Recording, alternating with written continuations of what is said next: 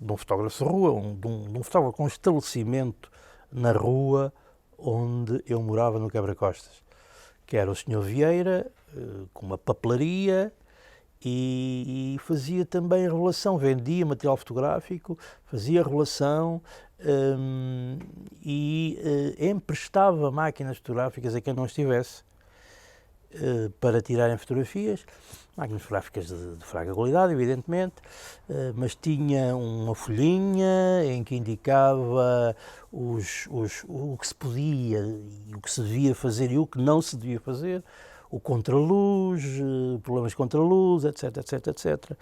Pronto, era um homem simpático, um órfão, educado no Colégio dos Órfãos em Coimbra, um órfão, um self-made man, e que tinha de facto essa arte, mas que odiava fotógrafos, a sério, porque achava que lhe faziam concorrência, a ele, comerciante, não é?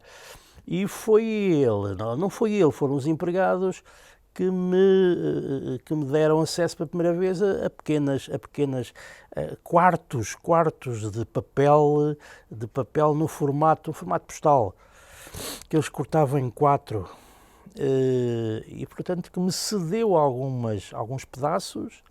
E depois havia o senhor Artur, da farmácia. Eu morava no Quebra-Costas, em Coimbra. Havia o senhor Artur, da farmácia, que fazia os banhos, portanto fazia revelador e fixador, e onde depois eu me dirigi, onde eu comprei os primeiros banhos e revelava em casa debaixo da cama dos meus pais, com as janelas todas fechadas. Mais tarde comecei a usar também o guarda-vestidos como sítio mais escuro da casa, porque as portadas eram de madeira, a casa era antiga, as portadas eram de madeira e deixavam entrar alguma luz. E, portanto, eu, para carregar e descarregar e meter dentro das espiras da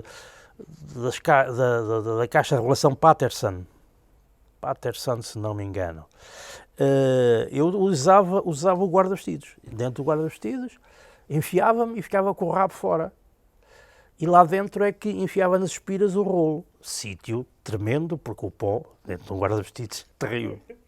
O que é certo é que era assim que eu fui. Um dia os meus pais entraram em casa, chamaram por mim, procuraram-me em todo lado e foram dar comigo, com meio dentro, meio fora do guarda-vestidos.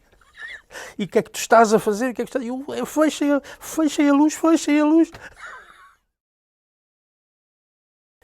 Em Coimbra tinha existido nos anos 40, 50...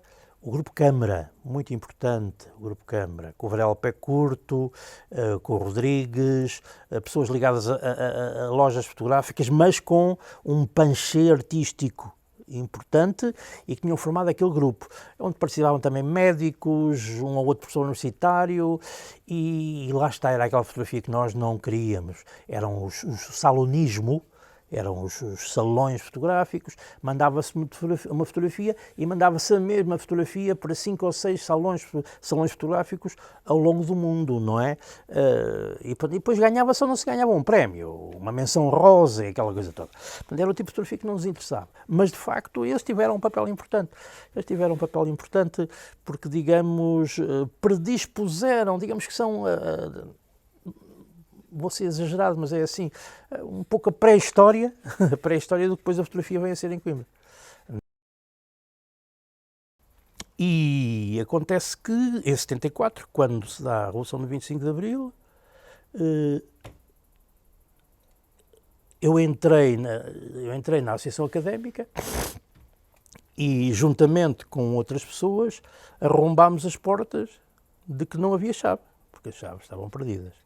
E encontramos um estúdio, a sala de direção, e ao lado um estúdio, em que o chão estava atapetado de fotografias, que tinham sido atiradas, fotografias delatadas, de queima das fitas, de identidade, de atos universitários, vários doutoramentos, que a PIDE tinha espalhado à procura de qualquer coisa comprometedora, que não encontrou, obviamente, No entanto, essa secção tinha tido um papel importante na documentação da crise académica de 69 e em todo o panorama de repressão que teve a Guarda Nacional Republicana e a Polícia, não é? Como agentes, e portanto essa secção fotográfica e os estudantes ligados a ela, digamos, os amadores fotográficos ligados a ela, tiveram um papel importante e de facto, é o único registro que existe, sério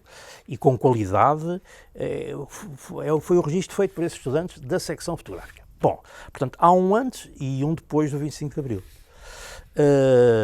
Portanto, entramos na secção fotográfica, começamos a limpar e a partir daí, a pouco e pouco, não é? A pouco e pouco abrem-se inscrições, pintam-se as paredes, recuperam-se o mobiliário que era de uma qualidade superior, não é? Era tudo cadeirões em madeira tropical, candeeiros com um belíssimo design, etc, etc, etc, dos anos 60.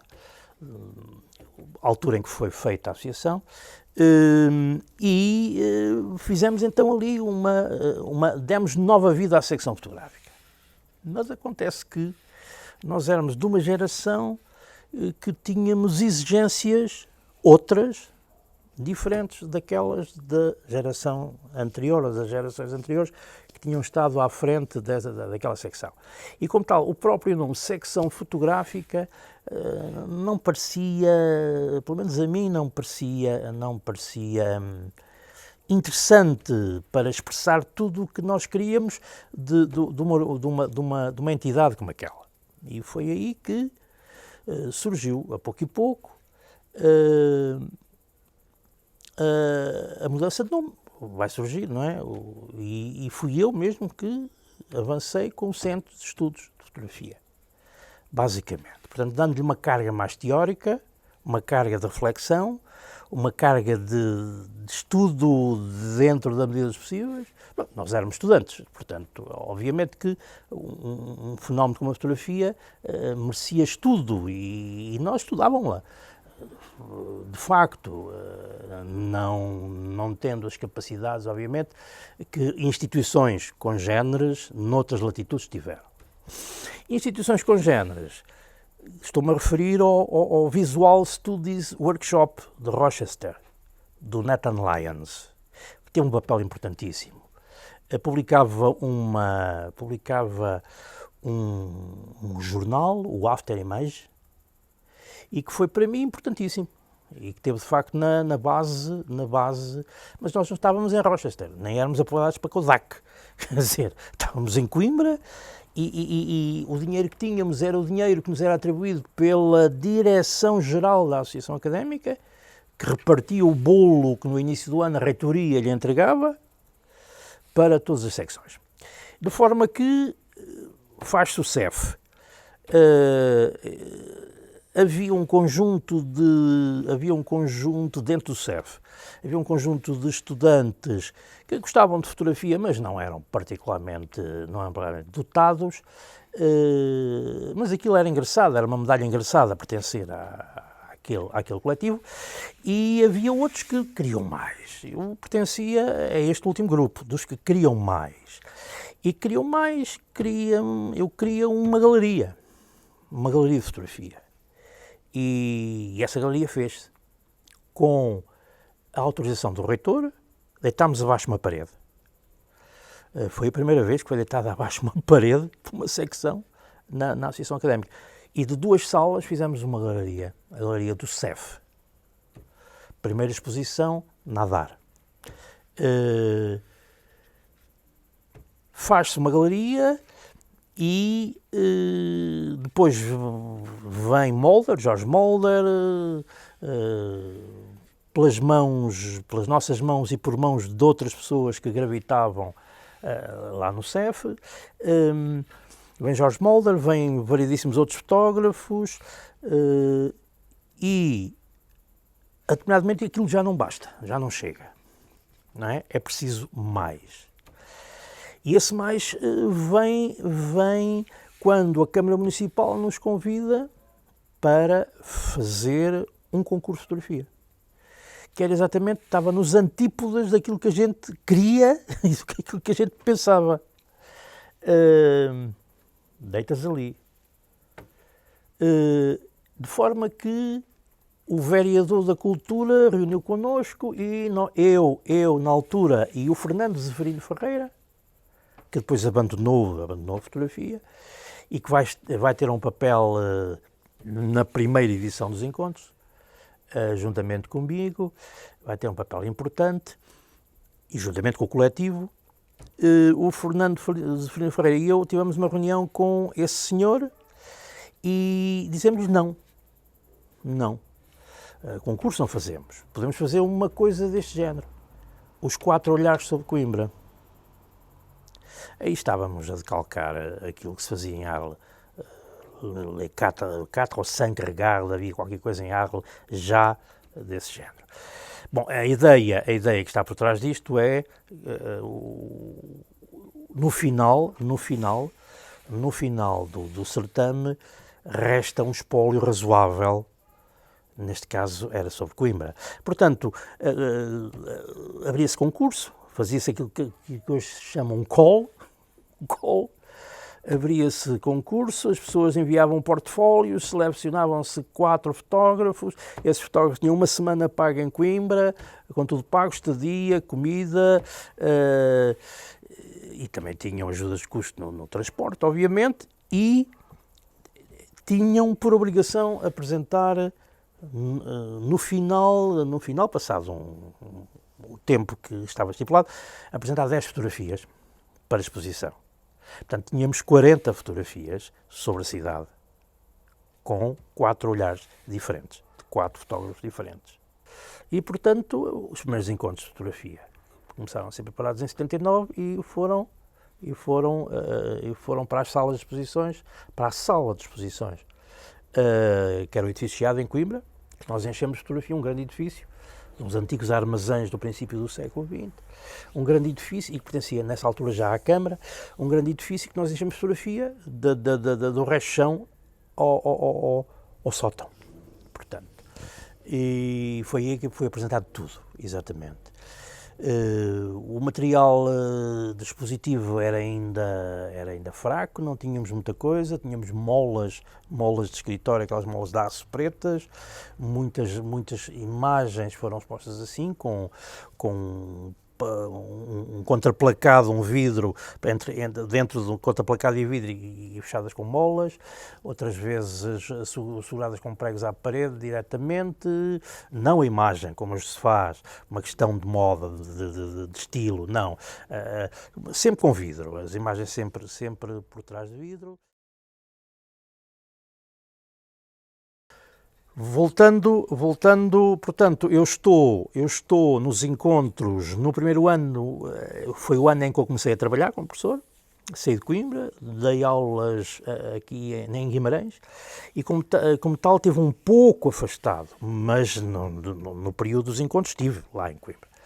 Os segundos encontros continuo, desaparece o Fernando Zeferino Ferreira, o António Miranda, um amigo não familiar, o António Miranda toma em mão os encontros, os aspectos burocráticos, organizacionais, eu era mais o intelectual. E sempre foi o meu papel, mais o intelectual. O tipo das ideias, o tipo que avança, o tipo das rupturas, o tipo do escarcéu, pronto. E de facto estou no segundo, no terceiro, no quarto e no quinto, com António Miranda, e depois, de facto, a vida leva-me para outros horizontes, para outras questões, e então entra uma outra pessoa. Deixa de ser um coletivo, os encontros não são coletivo, passa a ter um diretor, que é o Albano da Silva Pereira. E pronto, e até ao final, até à última edição realizada dos encontros, o Albano estará sempre à frente, e está hoje à frente do Centro de Artes Visuais em Coimbra, não é? Que digamos que é herdeiro do espólio dos encontros, e portanto o Albano mantém-se e de facto ainda está, e como tal ainda acontece. Eu quando cheguei a Braga dei com um grupo fotográfico, Ancien Regime, do tipo do Grupo Câmara de Coimbra. Mas o Grupo Câmara em Coimbra já tinha terminado há muito ano. Em Braga aqui, uma cidade tradicionalista, continuava a existir. Era a AFCA, a Associação de Fotografia e Cinema Amador. Tinha ali perto da uma sede, numa casa muito antiga, muito a cheirar a mofo. E então eu comecei, enfim, a prestar-lhe a minha colaboração e continuei, não é? Continuei, nomeadamente na montagem de exposições, feitura de catálogos, feitura de textos, sobretudo. Escrevia textos. Os textos de lançamento, das sessões, lançamento das edições dos encontros de imagem, e fomos por aí adiante. E, curiosamente, eu na altura não achei estranho, mas hoje, retrospectivamente, nunca integrei verdadeiramente a direção daquela organização. Fui sempre um outsider. Houve sempre uma vontade de me ter fora. Muito embora desse uma colaboração muito prestimosa, mas o que é certo é que, de facto, havia um resguardo. De forma que continuei e estive com os encontros de imagem durante muitos anos.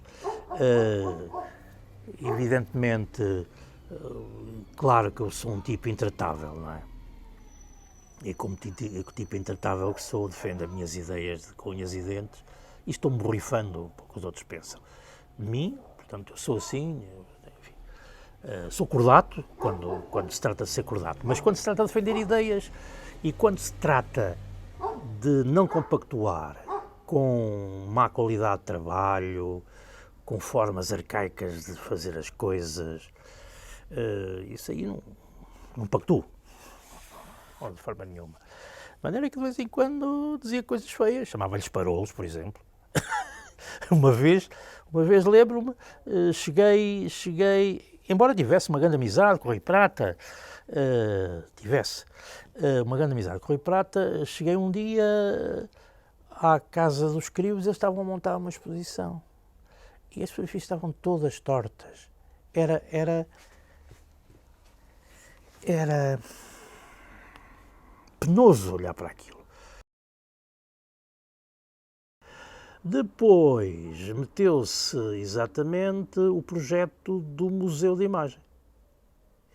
E aí percebi que estava a ser afastado absolutamente, muito embora o projeto nascesse dentro dos encontros de imagem.